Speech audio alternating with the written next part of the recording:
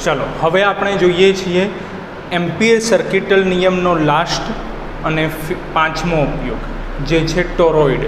जेवी रीते सोलेनोइड परीक्षा माटे जरूरी है एवी रीते टोरॉइड पण परीक्षा माटे खास जरूरी है। बराबर, तो जोईए छे टोरॉइड।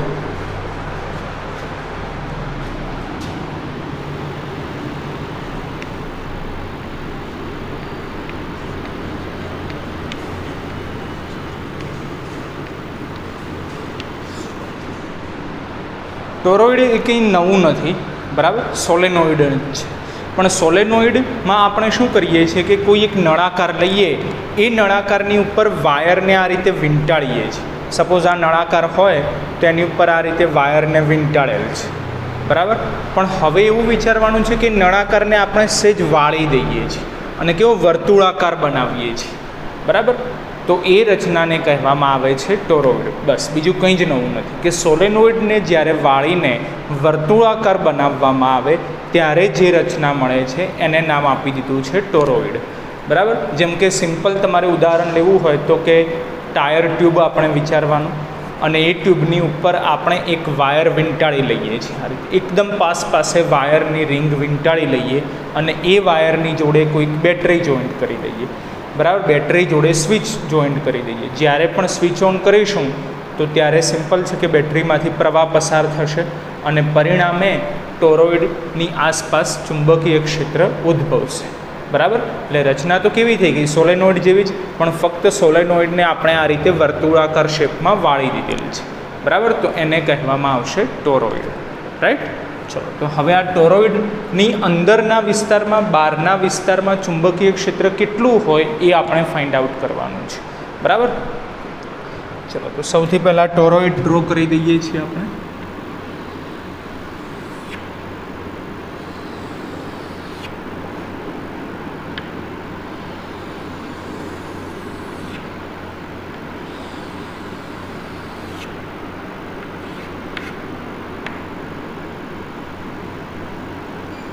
बराबर, आ टोरॉइड है कि जेमां तमे जोई शको ए रीते आपणे आ रीते रिंगने वींटाळीए छीए, बराबर। पाछळनो भाग दर्शावता नथी, आ रीते रिंगने वींटाळेल छे एटले के वायरने वींटाळेल छे, बराबर। आम तो एकदम पासे छे पण आकृतिने आपणे सारी रीते समजी शकीए एटले आपणे आटानी वच्चे गेप राखेलो छे, बाकी आटाओ एकदम पासे होय छे।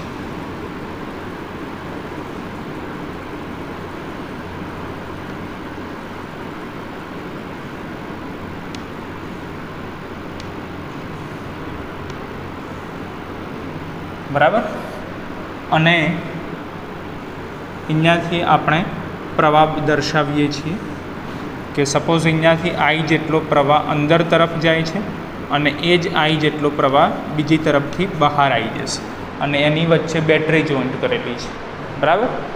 આ રીતની રચના છે।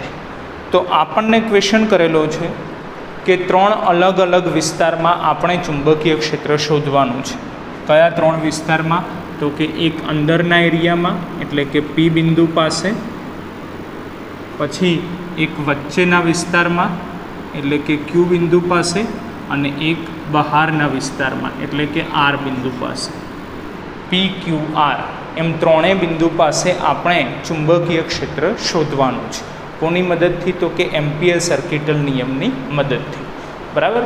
ચલો, સૌથી પહેલાં આપણે પી બિંદુ પાસે ફાઇન્ડ આઉટ કરીશું, બરાબર। જે ક્યાં છે? તો કે સોલેનોઇડની અંદરના વિસ્તારમાં છે એવું આપણે કહી શકીએ, બરાબર। चलो, तो सोलेनोइडनी अंदर पी बिंदु पासे चुंबकीय क्षेत्र, अंदर पी बिंदु पासे चुंबकीय क्षेत्र। तो एम्पियर सर्किटल नियमनो फर्स्ट रूल ज शुं छे कि जे बिंदु पासे आपणे चुंबकीय क्षेत्र शोधवुं होय ए बिंदुने आवरी लेतुं एक एम्पियर लूप आपणे ड्रो करवुं पड़े, बराबर छे। चलो, तो एक एम्पियर लूप आपणे ड्रो करी दઈએ छे। पी बिंदुने आवरी लेतुं एक एम्पियर लूप आपणे ड्रो करी दઈએ छे, बराबर। जेनी त्रिज्या केटली छे? तो के धारो के स्मॉल आर जेटली छे, बराबर। तो हवे આ પી બિંદુ પાસે આપણે ચુંબકીય ક્ષેત્ર શોધવાનું છે એમ્પિયર સર્કિટલ નિયમની મદદથી. તો એમ્પિયર સર્કિટલ નિયમ એપ્લાય કરી દઈએ. ઇન્ટિગ્રેશન બંધ વક્ર BDL cos theta equal to μ0 I inside. તો સૌથી પહેલાં આપણે કીધેલું છે કે I ઇનસાઇડ તમારે જોવાના, કારણ કે કેટલાક સંજોગોમાં એવું બનશે કે I ઇનસાઇડ ડાયરેક્ટ 0 થઈ જશે, તો ચુંબકીય ક્ષેત્ર શૂન્ય થઈ જાય. બરાબર. જુઓ કે પી બિંદુ પાસે આપણે જે એમ્પિયર લૂપ પસંદ કરેલ છે એ એમ્પિયર લૂપની અંદરનો પ્રવાહ. તો ખ્યાલ આવે કે એમ્પિયર લૂપમાં તો કોઈ પ્રવાહ જ નથી. પ્રવાહ ક્યાં છે? એ આ એમ્પિયર લૂપની બહારના માધ્યમમાં છે. બરાબર. અહીંયા પ્રવાહ છે. તો એમ્પિયર લૂપમાં તો કોઈ પ્રવાહ જ નથી, એટલે I ઇનસાઇડ કેવા થઈ જાય? શૂન્ય થઈ જાય. I ઇનસાઇડ 0 થઈ જશે, માટે ચુંબકીય ક્ષેત્ર પણ 0 થઈ જશે. બરાબર. એટલે I ઇનસાઇડ બરાબર 0. તો માટે ચુંબકીય ક્ષેત્ર પણ કેવું થઈ જશે? 0 થઈ જશે. તો યાદ રાખીશું કે ટોરોઇડની અંદરના વિસ્તારમાં ચુંબકીય ક્ષેત્ર કેવું હોય છે? તો કે શૂન્ય હોય છે. બરાબર. જેના માટે તમારે પ્રવાહની દિશા આ રીતે સમજવી. બરાબર. દરેક જગ્યાએ આપણે તીર વડે દર્શાવી દઈએ છીએ એટલે તમને ખ્યાલ આવે. તીર વડે. બરાબર.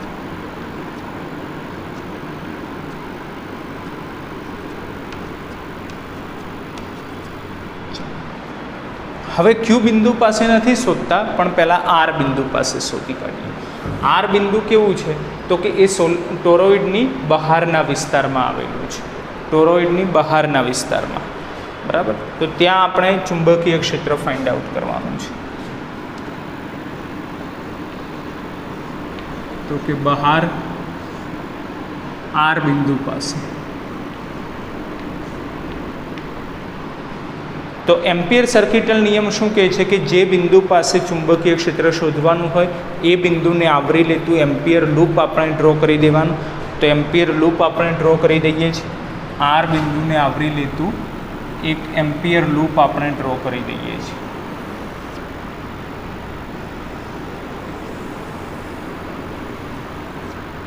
બરાબર. માની લો કે એની ત્રિજ્યા કેટલી છે? તો કે સ્મોલ r જેટલી છે. અને ત્યાં આર બિંદુ પાસે આપણે ચુંબકીય ક્ષેત્ર શોધવાનું છે. બરાબર. તો એમ્પિયર સર્કિટલનું સૂત્ર આપણે લખી દઈએ. ઇન્ટિગ્રેશન બંધ વક્ર BDL cos થીટા બરાબર μ0 I ઇનસાઇડ. પણ હજી પણ હું કહું છું કે I ઇનસાઇડ 0 જ આવશે. I ઇનસાઇડ 0 જ આવશે. અને જો I ઇનસાઇડ 0 છે તો ચુંબકીય ક્ષેત્ર પણ કેટલું થાય? તો કે 0 જ થાય. માટે B બરાબર 0. બરાબર. પણ હવે ક્વેશ્ચન થાય કે I ઇનસાઇડ 0 કેવી રીતે થશે? કારણ કે આ એમ્પિયર લૂપ છે. બરાબર. એમ્પિયર લૂપની અંદર જ બધો પ્રવાહ છે. તો પ્રવાહ તો છે જ, તો પછી I ઇનસાઇડ 0 કેવી રીતે થાય? તો એ ખાસ સમજવાનું છે. જુઓ, આપણે એવું દર્શાવેલું છે કે અહીંયાથી પ્રવાહ આ દિશામાં ગતિ કરે છે. બરાબર. એટલે એવું કહેવાય કે આ જે બહારની લાઈન છે ત્યાંથી પ્રવાહ બહાર આવે છે, અંદરની લાઈનમાં પ્રવેશે છે. બરાબર. અહીંયાથી પ્રવાહ બહાર આવે છે, માટે બધી જ જગ્યાએ તમે ડોટ કરી શકો. બરાબર. બહારની લાઈન ઉપર બધી જ જગ્યાએ તમે ડોટ સમજી શકો છો, જે એવું દર્શાવે છે કે પ્રવાહ બહાર આવે છે. બરાબર. એટલે પ્રવાહ બહાર આવે છે એવું દર્શાવવા માટે આપણે ડોટ કરી દઈએ છીએ. અને બીજી તરફ પ્રવાહ અંદર પ્રવેશે છે, તો એ દર્શાવવા માટે આપણે ક્રોસ કરી દઈએ છીએ.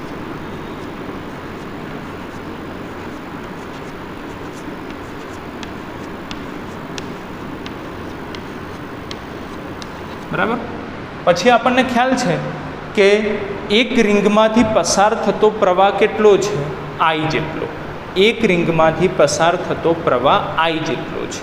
તેનો મિનિંગ શું થયો કે અહીંયા તો કે જેટલો પ્રવાહ બહાર આવે છે એટલો જ પ્રવાહ સામે અંદર જતો રહે છે. જુઓ રિંગ છે આ રીતે, તો જેટલો પ્રવાહ બહાર આવે છે એટલો જ અંદર જાય છે, જેટલો પ્રવાહ બહાર આવે છે એટલો જ અંદર જાય છે. તો જેટલો પ્રવાહ બહાર આવે છે એટલો જ અંદર જાય છે, તો ટોટલ પ્રવાહ કેવો થઈ જાય? 0 થઈ જશે. બરાબર. જો ન ખ્યાલ આવે તો આ રીતે સમજવાનું કે આ કોઈક એમ્પિયર લૂપ છે. સપોઝ એની અંદર એક પ્રવાહ છે I જેટલો, બીજો પ્રવાહ પણ I જેટલો છે. બરાબર. પણ એક પ્રવાહ અંદરની તરફ છે, એક પ્રવાહ બહારની તરફ છે. તો એમ્પિયર સર્કિટલ નિયમમાં શું છે તો કે જમણી બાજુ I ઇનસાઇડ એટલે શું કહેવાય તો કે સિગ્મા I એટલે શું છે તો કે એમ્પિયર લૂપની અંદર જેટલો પણ પ્રવાહ છે એ દરેક પ્રવાહનો સરવાળો. રાઈટ. તો અહીંયા તો 2 પ્રવાહ છે, તો બંનેનો સરવાળો કરવો પડે. પણ સરવાળો ક્યારે થાય? જ્યારે બંને સરખી દિશામાં હોય ત્યારે.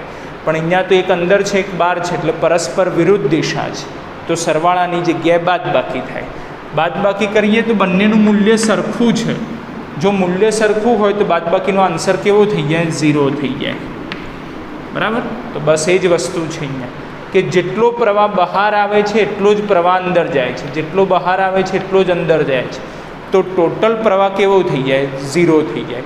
માટે આપણે કહી શકીએ કે I ઇનસાઇડ 0, અને જો I ઇનસાઇડ 0 તો ચુંબકીય ક્ષેત્ર પણ 0. રાઈટ. એટલે યાદ રાખવાનું કે ટોરોઇડની અંદરના વિસ્તારમાં P બિંદુ પાસે, બહારના વિસ્તારમાં R બિંદુ પાસે ચુંબકીય ક્ષેત્ર 0 થશે. બરાબર છે. ચલો હવે આપણે આ જે વચ્ચેનો વિસ્તાર છે એ વચ્ચેના વિસ્તારમાં Q બિંદુ પાસે ચુંબકીય ક્ષેત્ર શોધવાનું છે. બરાબર. તો એ આપણે શોધી કાઢીએ છીએ.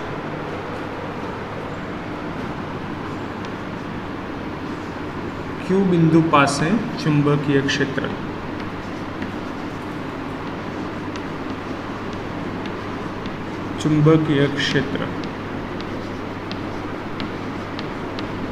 જે સોલેનોઇડની વચ્ચેના વિસ્તારમાં છે. બરાબર. તો એના માટે આપણે આ આકૃતિ ફરીથી ડ્રો કરીએ છીએ ફક્ત Q માટે. બરાબર. ચલો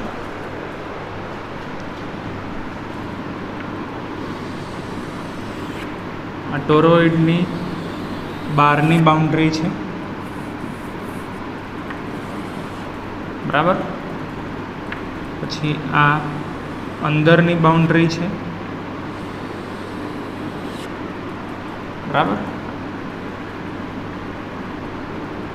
જેમાં આપણને ખ્યાલ છે કે અહીંયા બધે ડોટ કરેલ છે એટલે કે પ્રવાહ બહાર આવે છે. હવે આપણે વાયર દર્શાવતા નથી, કારણ કે વાયર દર્શાવીશું તો આકૃતિ બહુ કોમ્પ્લિકેટેડ થઈ જશે. એટલે આપણે આ રીતે ડોટ અને ક્રોસ વડે દર્શાવીશું, જે દર્શાવે છે કે અહીંયાથી પ્રવાહ બહાર આવે છે. બરાબર. કારણ કે આપણે ડોટ કરેલ છે. અને સામેની સાઈડ પ્રવાહ અંદરની તરફ જાય છે એટલે આપણે ક્રોસ કરી દઈએ છીએ. બરાબર. જે દર્શાવે છે કે પ્રવાહ અંદર તરફ જાય છે. બરાબર. ચાલો. અને અહીંયા ફક્ત વચ્ચેના વિસ્તારમાં Q બિંદુ પાસે જ આપણે ચુંબકીય ક્ષેત્ર શોધવાનું બાકી છે. તો એને જ આપણે દર્શાવવાનું કે અહીંયા કોઈ એક Q બિંદુ છે કે જ્યાં આપણે ચુંબકીય ક્ષેત્ર શોધવું છે. બરાબર. તો શું કરવું પડે? એમ્પિયર સર્કિટલ નિયમ પ્રમાણે કે આપણે Q બિંદુને આવરી લેતું એક એમ્પિયર લૂપ ડ્રો કરવું પડે. રાઈટ. ચલો તો Q બિંદુને આવરી લેતું એક એમ્પિયર લૂપ આપણે ડ્રો કરી દઈએ છીએ.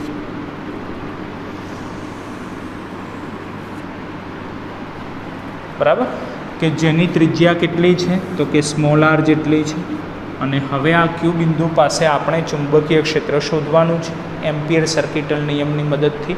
તો એમ્પિયર સર્કિટલ નિયમ ઇન્ટિગ્રેશન બંધ વક્ર BDL cos થીટા બરાબર μ0 I ઇનસાઇડ.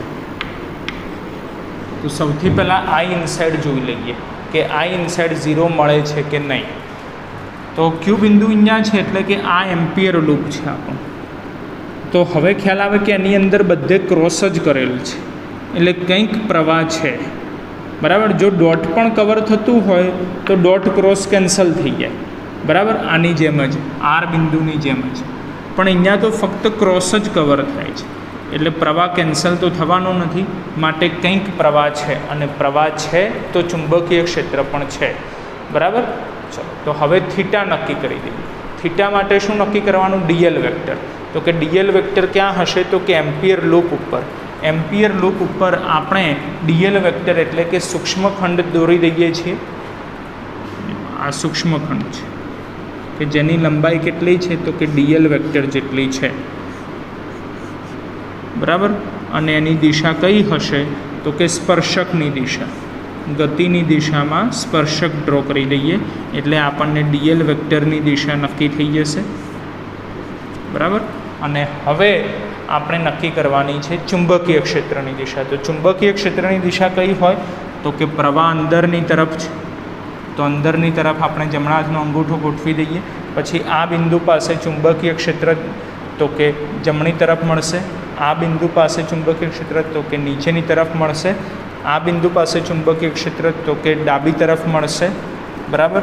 અને આ બિંદુ પાસે ચુંબકીય ક્ષેત્ર તો કે ઉપરની તરફ મળશે, બરાબર, ઉપરની તરફ. જેના આધારે ખ્યાલ આવે કે જે દિશા ડીએલ વેક્ટરની છે એ જ દિશા વેક્ટર બીની થશે, ડીએલ વેક્ટરની દિશા એ જ વેક્ટર બીની દિશા થશે. અને જો બંનેની દિશા સરખી હોય તો થીટા કેટલો થઈ જશે? 0 ડિગ્રી થઈ જશે, બરાબર. ચલો, તો અહીંયા 0 ડિગ્રી મૂકી દઈશું. બી તો અચળ છે એટલે બહાર આવી જશે. તો બી ઇન્ટિગ્રેશન બંધ વક્ર ડીએલ થીટા બરાબર 0 cos 0 1 equal to mu 0 I inside, બરાબર. ઇન્ટિગ્રેશન ડીએલ એટલે કે એલ થઈ જશે, માટે ડીએલ બરાબર મ્યુ 0 આઈ ઇનસાઇડ. હવે આપણે કીધું કે આઈ ઇનસાઇડ એટલે કે આ એમ્પિયર લૂપની અંદરનો પ્રવાહ, અને અંદર બધે જ ક્રોસ કરેલા છે. તો કંઈક પ્રવાહ છે, તો એ પ્રવાહ આપણે હવે શોધવો પડશે, બરાબર છે. અને પછી આપણને ચુંબકીય ક્ષેત્ર મળશે. ચલો, તો એ પ્રવાહ કેટલો આવે છે એ આપણે ફાઇન્ડ આઉટ કરી કાઢીએ. તો એ પ્રવાહ કેવી રીતે આપણે ફાઇન્ડ આઉટ કરીશું? તો આપણે એવું માની લઈએ છીએ કે એક રિંગમાંથી આઈ જેટલો પ્રવાહ પસાર થાય છે. આપણને એટલી ખબર છે કે એક રિંગમાંથી આઈ જેટલો પ્રવાહ પસાર થાય છે. તો આખા ટોરોઇડમાં કેટલી રિંગ છે એ નક્કી કરી દઈએ. તો આખા ટોરોઇડમાં કેટલી રિંગ છે એ આપણને ખબર નથી. તો માની લો કે એન જેટલી રિંગ છે, બરાબર. કેપિટલ એન એ ટોટલ રિંગની સંખ્યા છે, બરાબર. તો એના આધારે આપણે નક્કી કરી દઈએ કે એકમ લંબાઈ દીઠ આંટાની સંખ્યા કેટલી છે? તો કે સ્મોલ એન જેટલી, બરાબર. ધારો કે સ્મોલ એન બરાબર એકમ લંબાઈ દીઠ આંટાની સંખ્યા, એકમ લંબાઈ દીઠ આંટાની સંખ્યા.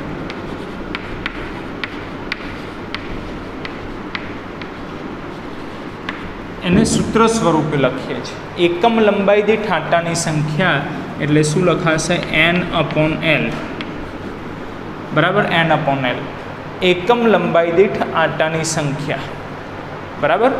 એટલે ટોટલ આંટા કેટલા છે? તો કે એન આંટા છે.